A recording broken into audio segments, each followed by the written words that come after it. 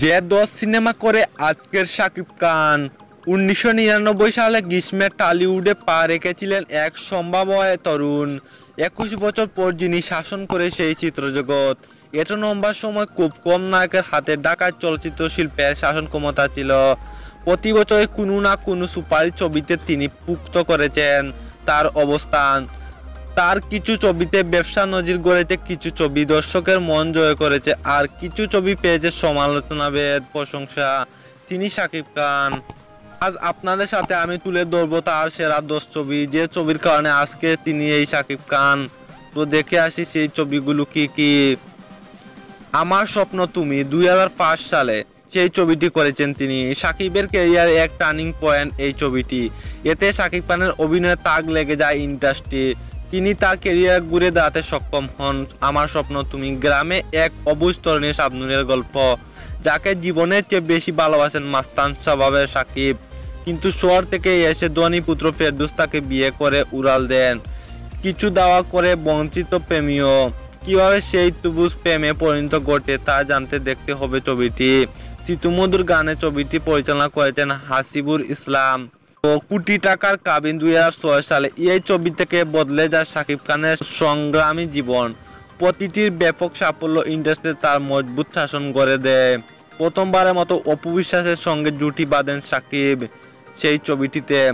দুই শত্রু পরিবারের বিরুদ্ধে মধ্যে ভুল করে প্রেম করে বসেন শাকিব ও অপু।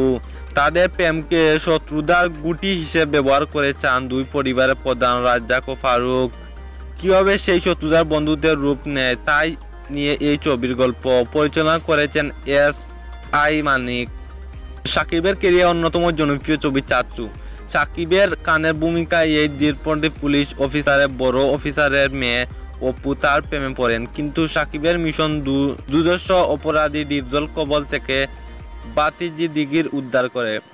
আলিরাদের ভুলের কারণে মাসুল নিষ্পাপ দিঘি, নাকি ভাইয়ের মেয়েকে টিক রক্ষা করতে পারবেন শাকিব? এমন গল্পের ছবিটি পরিচালনা করেছেন এফ.আই. মানিক। পিয়া আমার পিয়া 2008 শাকিবের ক্যারিয়ার সবচেয়ে ব্যবসা সফল ছবি এটি। মাসের পর মাস প্রেক্ষাগৃহ থেকে নামে পিয়া আমার পিয়া। শাকিব এ হাবিলদারের ছেলে, কিন্তু প্রেমে পড়েন এমপি মিশা সওদাগর বোন সাহারা। মিশার সঙ্গে দ্বন্দ্ব লেগে যায় শাকিবের। শাকিব বেপারা বন্ধু সাহারাকে পেতে মরণ খেলায় মেতে উঠেন তিনি। শেষ পর্যন্ত কি দুজনের মিলন হয়? ছবিটি পরিচালনা করেছে বদিউল আলম খোকন। মনের পানে আছো তুমি 2008। শাকিব অপু একসঙ্গে অর্ধশতাধিক ছবিতে অভিনয় করলে সব ছবিতে তাদের রসায়ন জমেনি। সে অল্প কিছু ছবিতে তাদের অভিনয় দর্শনের হৃদয় জুড়েছে। সেগুলোর মধ্যে এটি মনে প্রাণে আছো তুমি। বড় ব্যবসায়ী আহমেদ শরীফের মেয়ে অপু নিঃসন্দ জীবনের কিছু নির্মবর্তী রাজ্জাকের ছেলে শাকিব আগমন ঘটে। আর তারপর শ্রেণীর ব্যবধান গুড়িয়ে কিভাবে তাদের মিলন ঘটে তাই নিয়ে ছবিটির গল্প। শ্রুতিমধুর গানের ছবিটি পরিচালনা করেছেন জাকির হোসেন রাজু। তো তারপর রয়েছে ভালোবাসলেই ঘর বাঁধা যায় না 2010। এই ছবিতে প্রথমবারের মতো জাতীয় চলচ্চিত্র পুরস্কার পান শাকিব খান। এ ছবিতে কাজী হায়াতের ছেলে শাকিব। তাদের বাসায় মেয়ের মতো বড় হয়েছেন আজিতা অপু। শাকিবকে ভালোবাসেন রুমানা। উপযুক্ত হয়েও কেন রুমানা ঘর বাঁধতে পারে না শাকিবের সঙ্গে? কেন অপুর মতো গরিবের কাছে টেনে নিতে হয় শাকিবের? কোনো সে রহস্য তা জানতে হলে দেখতে হবে ছবিটি। পরিচালনা করেছেন জাকির হোসেন রাজু। উদার পরে মা 2012। এই ছবিতে জাতীয় চলচ্চিত্র পুরস্কার পেয়েছেন শাকিব খান। আর কেন তাকে এই পুরস্কার দেওয়া হলো তা জানতে হলে দেখা প্রয়োজন ছবিটি। মা ববিতা থেকে ছোটবেলায় আলাদা হয়ে যায় কিশোর শাকিব। এক অপরাধের দায়ে সংশোধনের পাঠিয়ে দেওয়া হয় তাকে। সেখান থেকে ফিরে মাকে খুঁজে পায় না শাকিব। যখন সে মায়ের খোঁজ পায় তখন তার বড় বিপদ। উদার পরে যে মায়ের স্থান তাকে কি রক্ষা করতে পারে শাকিব? প্রশ্নের উত্তর আছে শাকিবের সাহারা জুটি ছবিটিতে। পরিচালনা করেছেন শাহিন সুমন। হিরো দা সুপারস্টার 2014। এটি শাকিব খানের প্রথম প্রযোজনা ছবিতে খরচ করতে কমতি করেনি শাকিব। এতে শাকিব এক রহস্যময় যুবক অপুর সঙ্গে পরিকল্পনা করে প্রেম করেন শাকিব। একই সঙ্গে ববির প্রেমও পড়েছেন শাকিব। সেখানে আছে বিশেষ উদ্দেশ্য। কেন শাকিব একের পর এক খুন করেছেন? কেন দুই নায়িকা নিয়ে তার চলাকনা?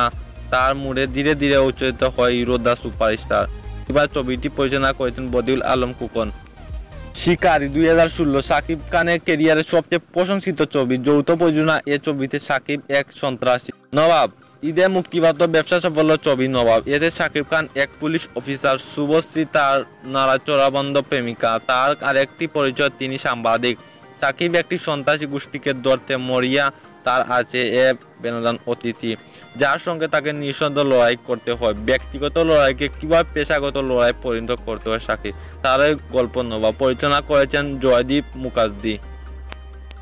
তো বন্ধুরা, এরকম আর নতুন নতুন আপডেট পেতে সাবস্ক্রাইব করুন রাখুন আমাদের এই চ্যানেলটিকে। আর ভিডিও ভালো অবশ্যই একটি লাইক দিয়ে দিবেন। আর আমাদের চ্যানেল নতুন দর্শক তাহলে অবশ্যই সাবস্ক্রাইব করে দিবেন। তো দেখা হচ্ছে পরবর্তী ভিডিওতে। সবাই